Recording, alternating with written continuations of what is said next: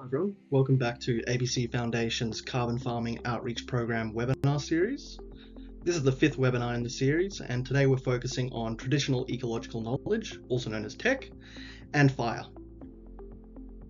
Another short disclaimer here that the information contained in this presentation remains the property of ABC Foundation and may only be used for internal purposes.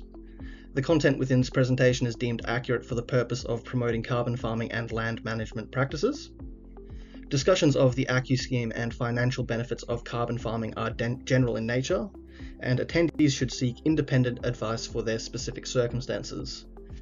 Access and use of any of the information contained in this presentation may only occur by written consent of the ABC Foundation CEO. Before we begin, I would just like to acknowledge the Whadjuk Noongar people, whose country I am on today. And ABC Foundation would like to acknowledge and pay respect to the past, present and future elders and traditional owners of this country and throughout Australia, and recognises their continuing connection to land, waters and community. We celebrate the continuation of cultural, spiritual and educational practices of Aboriginal and Torres Strait Islander peoples. So our learning objectives for this webinar. Firstly, we're going to understand the principles of traditional ecological knowledge and its role in managing Australian landscapes. Number two, we're going to explain the key differences between cultural burning and conventional fire management approaches. Number three, describe how fire regimes influence carbon emissions, sequestration, and overall ecosystem health. Number four, identify how tech-informed fire management contributes to carbon farming methodologies in Australia. Number five, recognise the role of tech in emerging nature repair and biodiversity market frameworks.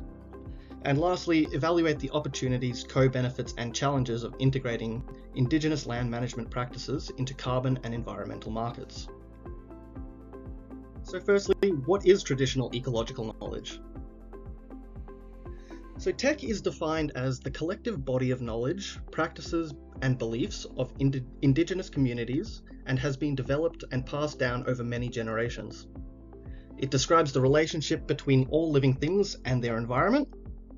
And TEK is used to inform practices such as fire management, water use, sustainable harvesting, etc. TEK has also been developed through long-term observation of country. And so local Indigenous peoples make observations of their own country.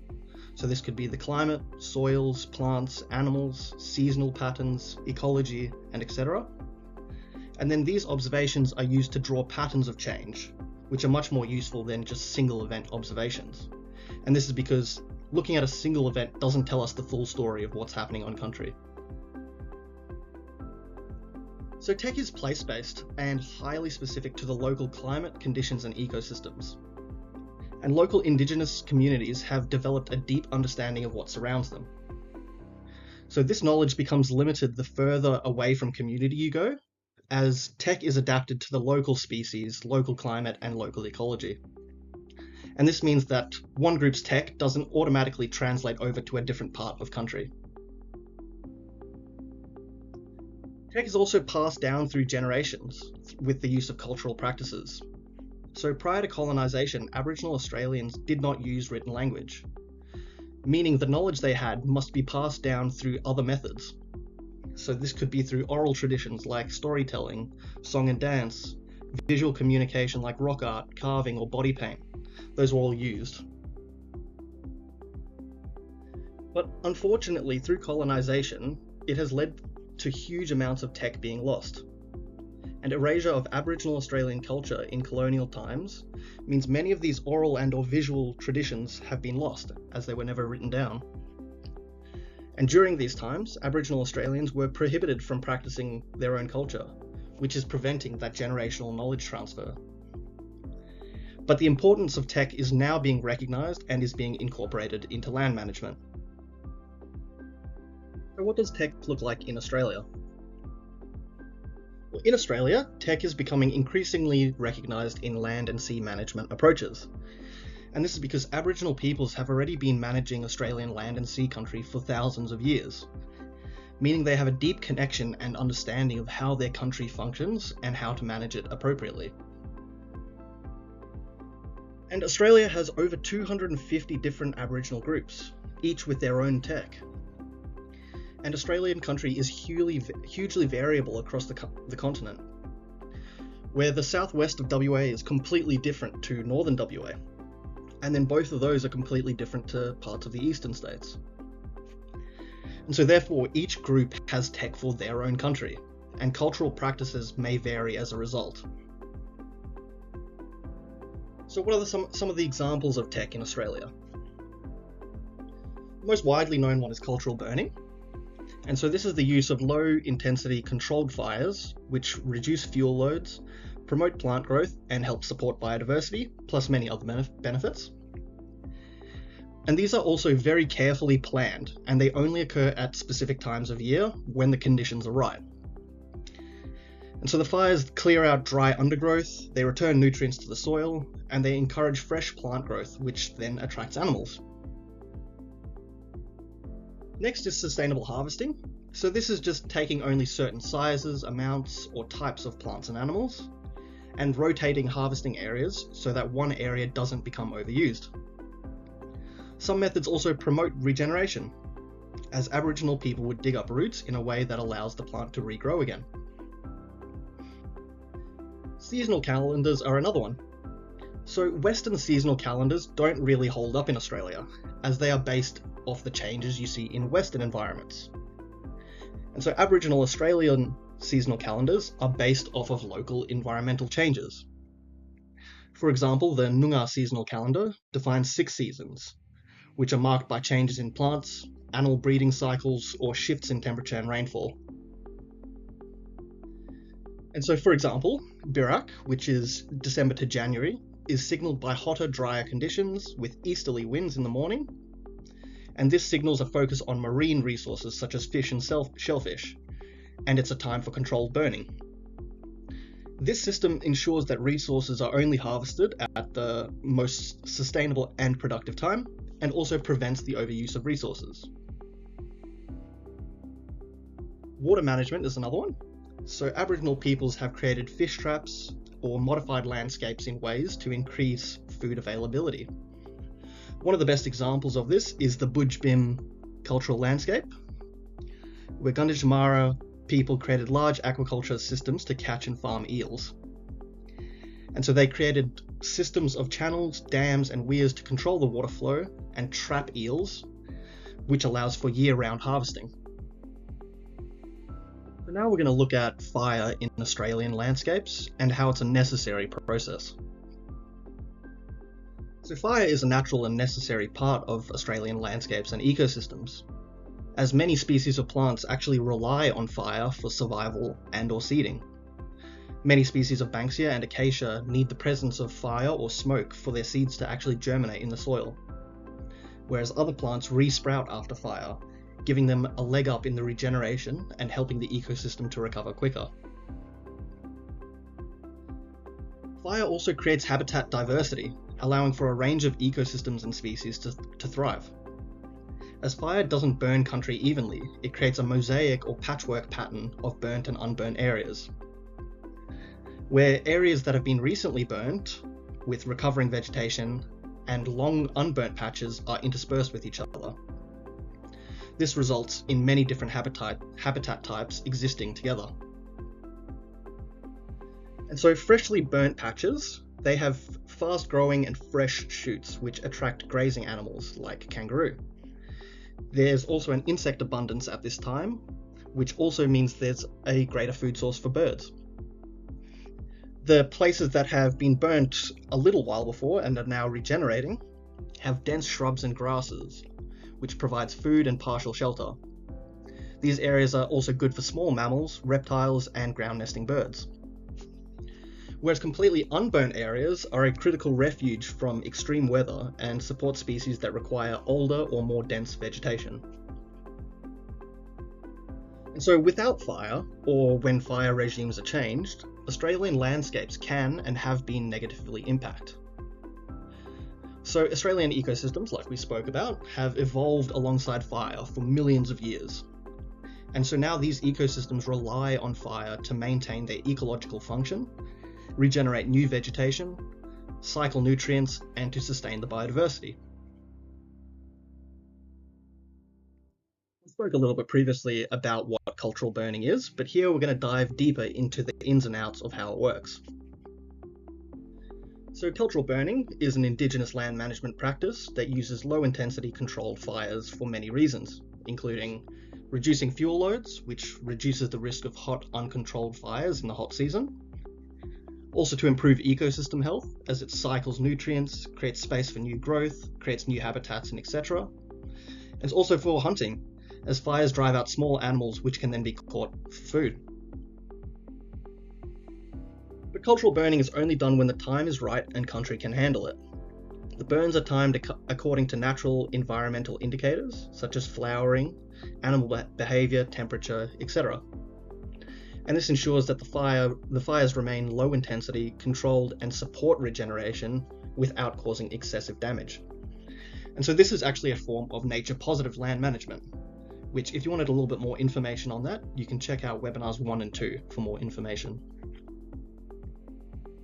So how does cultural burning differ from conventional fire management? Well, cultural burning, it uses low intensity and cool burns, whereas conventional fire management, there's often larger, higher intensity burns going on.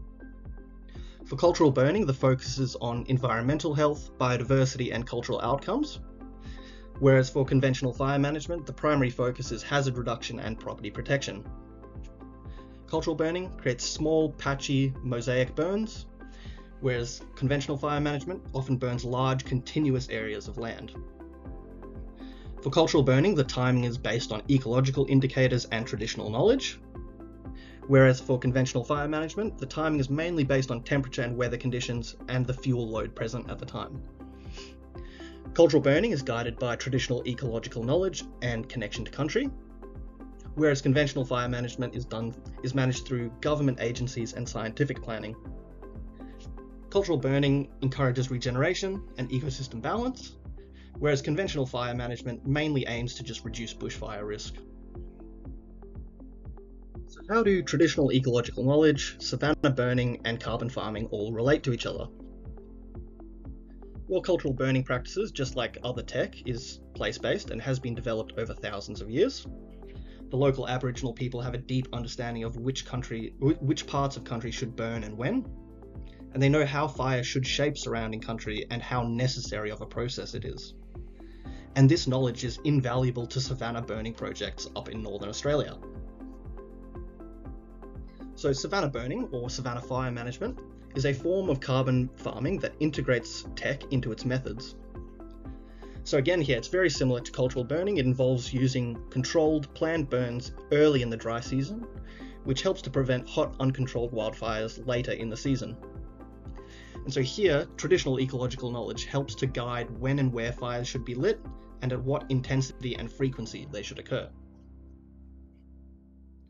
So how are carbon credits actually earned from this? So like we spoke about, a cool season burn, the grass is shorter, the fire doesn't grow as big, and the fire is managed by rangers. A hot season burn, or an uncontrolled wildfire, the grass is taller, the fire has more fuel and grows bigger. Those hot fires can then ignite trees, and the fire becomes uncontrolled, completely damaging country. And so how they actually earn money from that, those two arrows in the middle there, you'll see the hot season burn has a much bigger arrow, which represents how many emissions it would release. Whereas a cool season burn has much less emissions associated with it. And so ACCUs are actually earned based off the difference of that. So how much emissions were actually released in the cool season compared to how many emissions would have been released in the hot season if an uncontrolled wildfire had gone through. And as of 2026, the savanna fire management method has actually been expanded and is now 2 different methods. There is one method that includes sequestrations and emissions avoidance, and one that is just purely emissions avoidance. So the one that includes sequestration, that is also including all of the living material from growing trees, the grass, the dead standing trees that is on country as well. Whereas the savanna fire management that is just emissions avoidance is purely calculating what was on the previous slide, the difference in emissions. And so this expansion should now allow projects using these new methods to earn more ACCUs than they would have previously. So why would someone choose to run a project that doesn't account for any of that sequestration? This is because emissions avoidance only projects are much cheaper and easier to run, as sequestration projects require biomass modelling, additional monitoring requirements, reporting, permanence obligations, and etc. And sequestration projects actually also have a risk of reversal, which just means having to give up your ACCUs if the carbon is then lost. More information about permanence obligations and risk of reversal can be seen in some of the previous webinars. So what role does TEK play in nature repair projects? So nature repair and TEK actually share many ideals and values, where ecosystems, organisms, and natural processes sit at the centre. And both emphasise the protection, restoration, and long-term health of ecosystems. Sustainability and stewardship of country are also a key aspect of both, and they both take a holistic approach to land management, considering all aspects. Nature repair work is place-based, just like TEK, as in nature repair projects, you need to establish something called a baseline, which is the starting state of the surrounding ecosystems. And so what does that mean in practice? You look at the country surrounding you, and you look at what is undamaged, and what does that country look like? That's what the starting state of your surrounding ecosystems is. And so this is where TEK and place-based knowledge of these ecosystems can play a major role in nature repair work. But nature repair work can also include something called culturally significant entities, which is just one way that TEK is being integrated with Western science. So a culturally significant entity is just a measure of the project's success that reflects the cultural values, practices, and relationships of the local Indigenous peoples. And so this can be a place, a thing, a matter, or a process. It just has to be proved that it has some cultural significance to the relevant First Nations people. Here we're going to look at some principles for ethical engagement and partnerships with Indigenous peoples and use of their TEK. As TEK becomes more recognised in land management, carbon farming, and nature repair, ethical engagement with Indigenous communities is essential. Free, prior, and informed consent, also known as FPIC, is essential for projects to succeed. Where FPIC is the right for Indigenous peoples to make voluntary, well-informed decisions about activities that affect their lands, waters, resources, and rights. And this must be documented and can be audited later. Some other important principles for ethical engagement. Indigenous peoples are the sole owners of their TEK, and this must be recognised. And when TEK is used, Indigenous peoples should be leaders, not just the consultants. And so this brings into equity in decision making. And proper engagement with Indigenous communities requires trust and long-term relationship building. This can't just be done quickly. Projects must also have respect for cultural obligations, processes, and matters. And they need to recognise that TEK is a living knowledge system, which is place-based, intergenerational, relational, spiritual and cultural, and embedded in language, ceremony, and stewardship. Here we're just going to look at some case studies of how TEK has been used in Australia. The first one is Wadekan Land Management, which is an Aboriginal-owned not-for-profit. It is a savanna burning project, which is operating in Northern Australia. They cover almost 1.4 million hectares of country in the Arnhem Plateau, and they have reduced emissions through savanna burning projects that generate them carbon credits, while also improving biodiversity by restoring healthy fire regimes and protecting native species and ecosystems. Next one is Fire Sticks Australia, which is also an Indigenous-led not-for-profit. But here they support a network of Indigenous communities and practitioners through the promotion of TEK and cultural burning. They also provide training and employment opportunities, and they help communities build partnerships with governments and environmental organisations when wanting to use their TEK. The last case study we're going to look at today is the Indigenous Protected Areas Program, which is one of the largest Indigenous-led conservation networks in the world. And the program supports traditional owners to manage and conserve country using TEK alongside Western land management practices to protect biodiversity, cultural values, and ecosystem health. Some of the things they use here could be cultural burning, seasonal knowledge, species or habitat monitoring, and sustainable harvesting, plus many others. So what are some of the future opportunities available for the use of TEK? TEK is being increasingly recognised in environmental management, carbon farming, and nature repair. And so potential partnerships between Indigenous communities, scientists, and environmental organisations are possible. And what's also possible is fee-for-service work in carbon farming and nature repair. These carbon farming and nature repair markets are always evolving, with methods being changed, added, and removed regularly. Some of the future opportunities here could be attending public consultations for the methods, where you can provide input for new methods, changing methods, or expiring ones. And you can also help inform the development of new methods that integrate TEK into land management practices. Some other future opportunities for the use of TEK could be consultancy work for land management, carbon farming, and nature repair projects, or potentially undertaking your own carbon farming or nature repair project. And then from that you could potentially earn ACCUs or biodiversity certificates, which in carbon farming and nature repair projects, if these are Indigenous owned or led, they can attract a higher price and a premium. And this is usually due to the many co-benefits associated with these projects. So for example, the Wadeccan Land Management up in Northern Australia, their ACCUs can attract a higher price because they're Indigenous led, they offer many co-benefits and biodiversity outcomes as well. So what are the key takeaways from this webinar? TEK is place-based and highly specific to local conditions and environments. And one group's TEK can be completely different to another, as Australian country varies greatly across the continent. TEK also has a strong crossover with carbon farming and nature repair, providing invaluable knowledge of surrounding ecosystems, animals, and processes. Fire is also an essential process in Australia, and Aboriginal peoples have a good understanding of how it should work. TEK-based land management can offer many ecological and climate benefits, and integrating TEK into carbon farming and nature repair and land management can have a nature positive effect.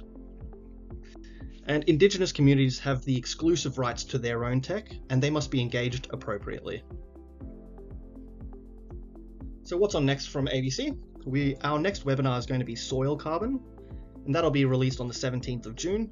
And this webinar will just go through the background knowledge, science and systems behind soil science and soil carbon management in Australia. To sign up for that webinar, you can do that through the link on the screen here. And if you have any queries, you can send it through to the email below. Thank you for attending, and if you want any more information, please contact our team at the email.